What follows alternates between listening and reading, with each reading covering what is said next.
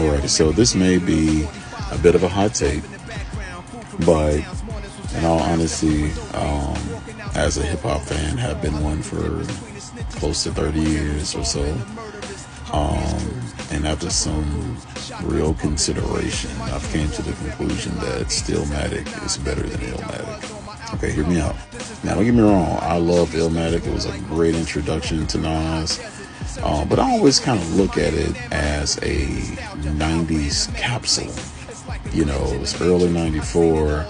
A lot of the beats even sound like something from the 90s. You know, maybe not every single one, but a lot of them. And a lot of people consider it a perfect album. I'm not saying it's bad.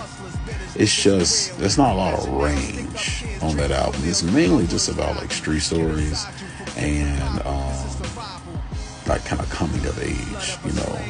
Like I said, it's always been like a 90s time capsule to me. Stillmatic, on the other hand, I was introduced to Stillmatic in 2001 when it came out. I was 16 years old, so it was kind of like an introduction to Nas for me. I went back and listened to Illmatic, so maybe they have something to do with my decision, you know, of my take right now. But Stillmatic has a lot of range, has a lot of great beats that are still that feel relevant today. It's like you can make it today, and it just shows Nas's growth over the last, you know, by that time he had been rapping like almost a decade. So it kind of show over a decade if you think about like Live at the Barbecue and other stuff before that. So it shows his range. I mean, think about some of the songs on there: You the Man, Rewind, Stillmatic intro, like one of my favorite intros of all time. Second Childhood, which a lot of people feel like kind of applies to Jim Jones in some sort of way. What Goes Around, We the Flyers, and of course, you know, One Mic, of all things. Ultimately, if you really were to put them like side by side, I think one of them does have a few more songs on the other. But if you were to go song for song, personally, I think Illmatic would come out better. Not by much.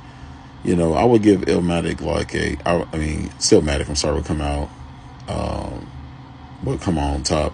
I would say, I would get, just thinking back, I would probably give Stillmatic like a 9.75, you know, and I'll probably get Illmatic like a 9.5. So it edges it a little bit, but like, it just has more range for me. And then I honestly, I find myself listening to it more.